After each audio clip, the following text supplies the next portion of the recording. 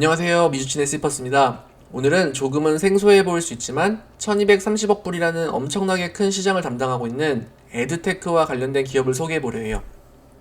담당하는 위치에서는 약 88% 정도의 시장 점유율을 기록하고 있는 회사인데요. 바로 펀맥틱이라는 회사입니다. 오늘도 마찬가지로 기업 소개, 사업 분석, 위험 요소, 재무 분석, 그리고 결론으로 마무리 짓도록 할게요. 제 채널의 영상들을 꾸준히 봐주시는 분들은 아시겠지만 제 영상은 그냥 제 스스로가 기업 분석용으로 만든 것이고 절대로 종목 추천과 매수 매도의 목적은 아니니 그 내용은 투자 시 참고만 해주세요. 영상 시작 전에 좋아요와 격려의 댓글 한 번씩 해주시는 거 기억하시죠? 그럼 시작할게요. 펀맥틱은 2006년 설립된 에드테크 기업이고 벌써 작년이네요. 2020년 12월 9일에 상장했어요.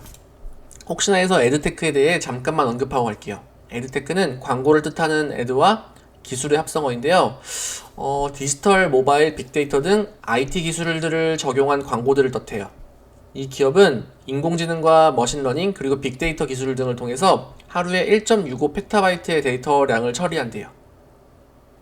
참고로 페타바이트는 테라바이트의 약 1000배가 넘는 수준이라고 해요. 데이터량이 감이 잡히시나요? 이 온라인 광고 시장은 프로그래미틱이란 광고라고도 불리는데요. 기존의 광고는 광고의 수요자와 공급자를 일일이 수동으로 연결시켰다면 이 프로그래미틱 광고는 자동화된 방식의 프로그램으로 디지털 광고를 거래해주는 방식입니다. 광고를 사고 파는 과정을 시스템화시키고 사용자들을 분석하고 이렇게 맞춤형 광고를 가장 좋은 가격으로 제공하는 거죠. 이 디지털 광고 시장은 현재 1200억 불 가량의 규모인데요. 2023년까지 1600억 불의 시장으로 성장할 예정이라고 합니다. 이건 뒤에서 조금 다시 볼게요. 펀맥틱의 현재 주가는 27.96불인데 PSR은 12월 31일 기준 10.94배로 요즘 성장주들 치고는 굉장히 낮은 수준이었습니다. 그럼 펀맥틱의 주가 추이를 잠깐 훑어만 보고 가겠습니다. IPO 공모가는 20불이었는데 상장 당일 47% 상승한 29.45불로 종료했고 최고 주가는 38.70불, 최저가는 22.42불을 이제 기록하는 등 시장은 아직 펀맥틱의 주가 방향에 대해 약간 긴가민가해 보여요. 그래도 현재가는 12월 31일 기준 이제 27.96불인데 그래도 상장가 대비해서는 39% 정도 이제 상승한 이제 금액이네요. 모든 주식이 그렇듯 오를 수도 있고 내릴 수도 있겠죠.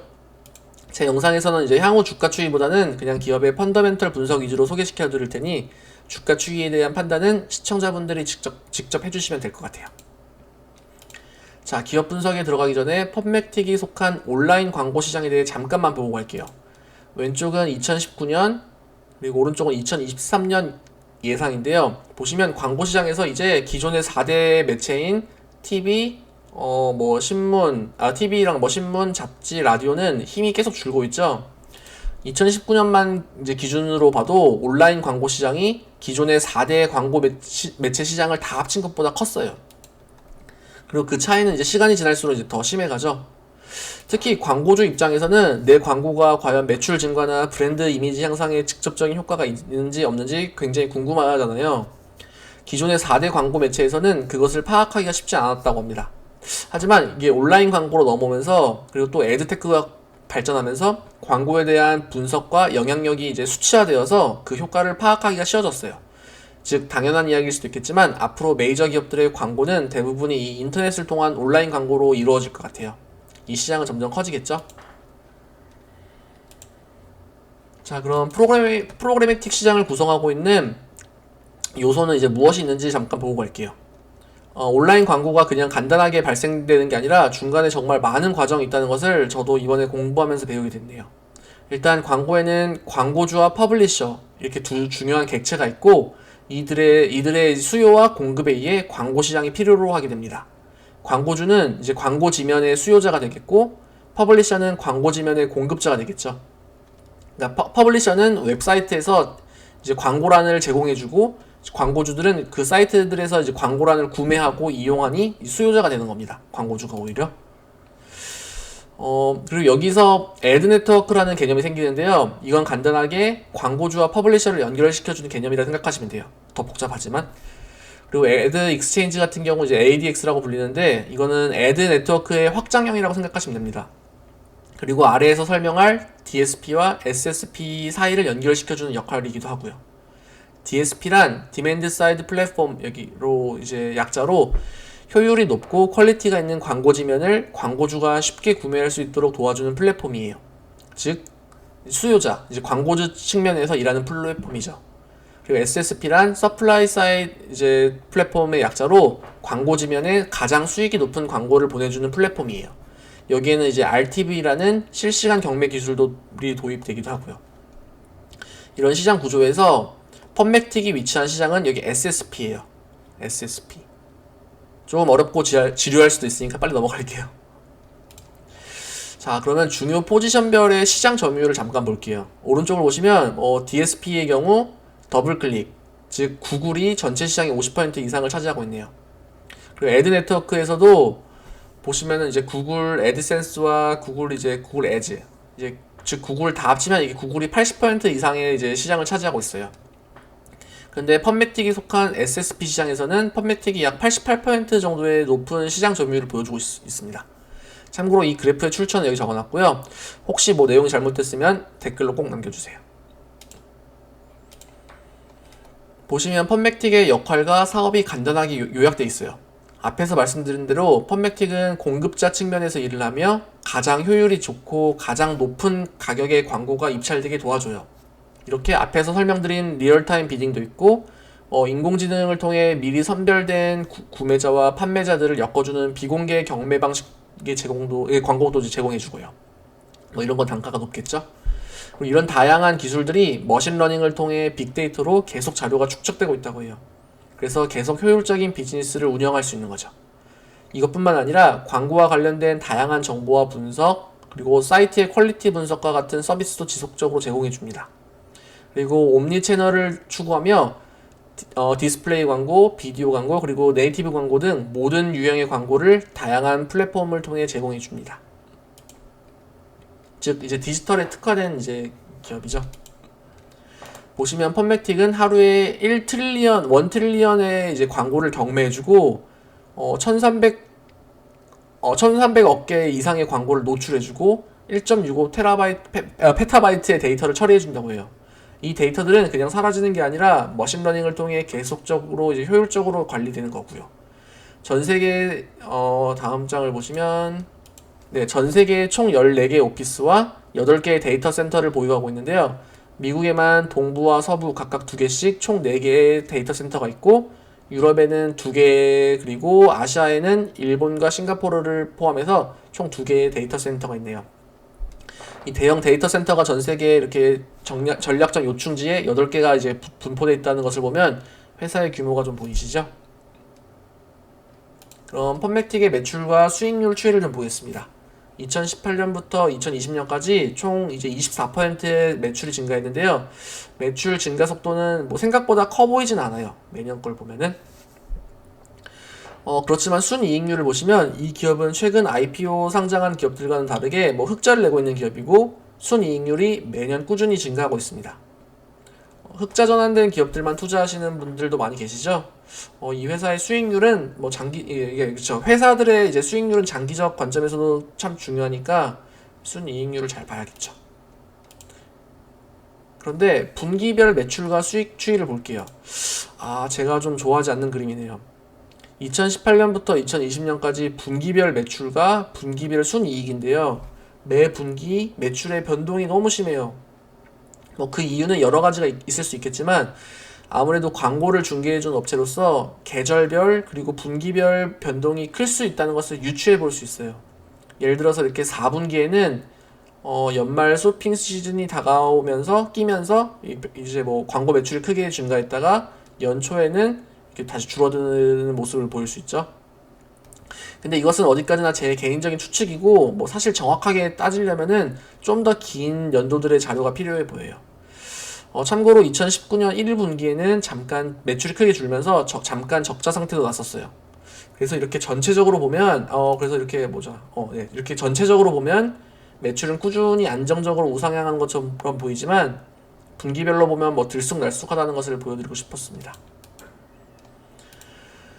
그럼 펀맥틱의 지역별 매출 비중을 볼게요. 전체 매출의 66%가량이 미국에서 발생되었고 유럽 지역에서는 22%, 아시아에서는 10% 정도가 발생했네요.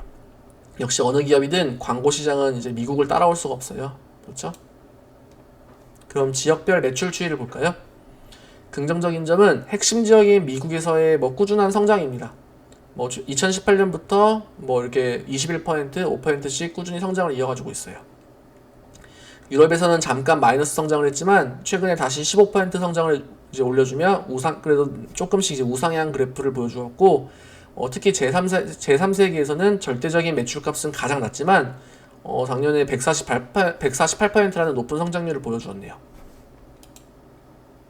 그럼 펀맥틱의 위험 요소를 잠깐 볼게요. 첫째로는 위에서 설명드렸듯 우상향이지만 기복이 심한 매출입니다. 이게 투자자분들에게는 좀 힘들 수가 있어요. 왜냐면 분기마다 실적이 일정하지 않으면 어닝 발표마다 주가의 변동폭이 클 수 있어요. 물론 요즘에는 단순한 실적 발표보다 향후 가이던스가 중요하지만 아무래도 이게 영향이 없진 않겠죠?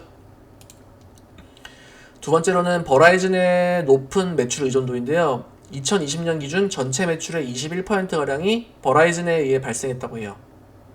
그래도 다행인 점은 이 매출 의존도가 점점 줄고 있다는 점입니다. 버라이즌과는 장기 계약이 아니라 매년 계약을 자동 갱신한다고 하는데 잘 봐야겠어요. 그렇죠?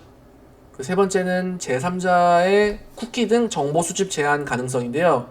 이건 좀 커 보여요.